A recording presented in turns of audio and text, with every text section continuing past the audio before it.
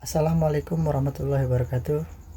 Perkenalkan, nama saya Rizky Indra Mawitaria, NPM 190612. Saya berasal dari kelas TIN 1905. Di sini saya akan menjelaskan tentang hasil tugas saya yang berjudul tentang penjadwalan proses pada sistem operasi. Penjadwalan proses sistem operasi adalah kumpulan kebijaksanaan dan mekanisme pada sistem operasi yang berkenaan dengan urutan kerja yang dilakukan oleh sistem komputer. Penjadwalan bertugas memutus proses mana yang harus berjalan, kapan dan seberapa lama proses itu berjalan.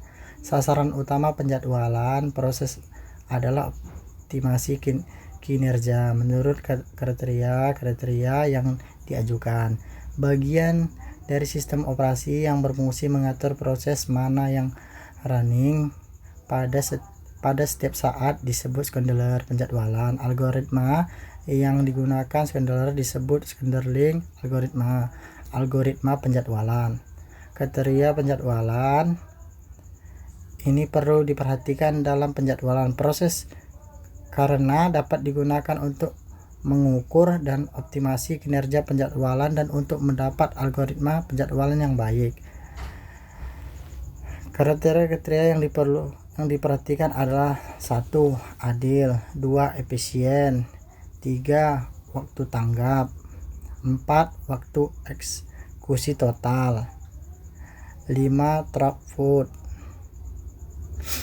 Tipe penjadwalan terbagi menjadi 3. Penjadwalan yang dapat berada secara bersama-sama pada setiap operasi yang kompleks, yaitu penjadwalan jangka pendek short time scheduler, penjadwalan jangka menengah, dan penjadwalan jangka panjang.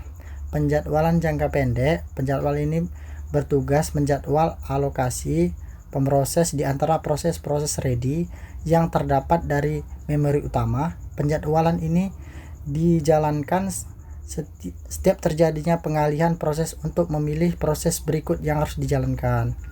Penjadwalan jangka menengah, yang dimaksud dengan penjadwalan jangka menengah di sini, penjadwalan ini berfungsi menangani proses-proses sweeping. Sweeping adalah aktivitas pemindahan proses-proses yang tertunda dari memori utama ke memori sekunder. Penjadwalan ini mengendalikan transaksi supplement to ready dari keadaan subfed ke ready, proses-proses sweeping.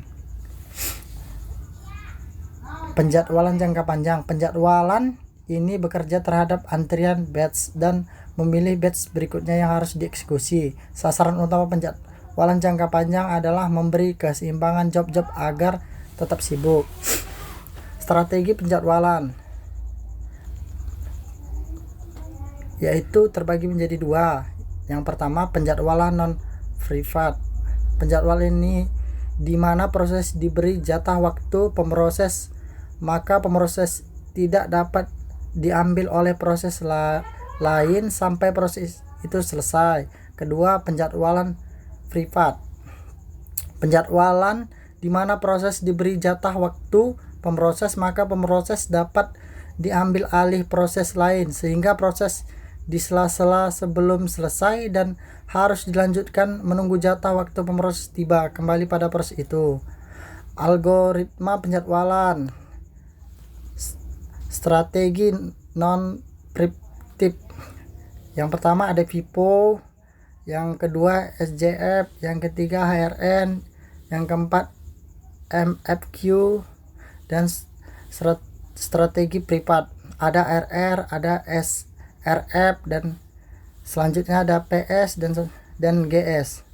Algoritma penjadwalan yang FIFO adalah penjadwalan di mana proses diberi jatah waktu memproses berdasarkan waktu kedatangannya.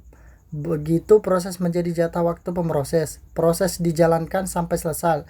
Algoritma ini sangat sederhana, adil, dan tak berguna untuk sistem interaktif karena tidak memberi waktu tanggap yang bagus. Dan selanjutnya SJF. Penjadwalan ini disebut penjadwalan dengan waktu terpendek. Yang duluan, penjadwalan ini mengonsumsi waktu jalan proses sampai selesai. Diketahui sebelum mekanisme adalah penjadwalan lebih dahulu. Proses dengan waktu jalan terpendek sampai selesai. Penjadwalan ini mempunyai kegunaan yang tinggi dan turn-up time rendah. Yang berikutnya ada PS. Ide penjadwalan ini adalah tiap proses diberi prioritas dan proses berprioritas tertinggi running mendapat jatah waktu pemroses. Dengan mekanisme ini proses-proses dapat bersaing untuk mendapatkan jatah waktu proses. Dan berikutnya ada RR, round robin. Penjadwalan ini adalah penjadwalan murni privat. Mekanisme adalah semua proses dianggap penting dan diberi sejumlah waktu pemroses yang disebut kuantum atau time sprint, di mana proses ini berjalan.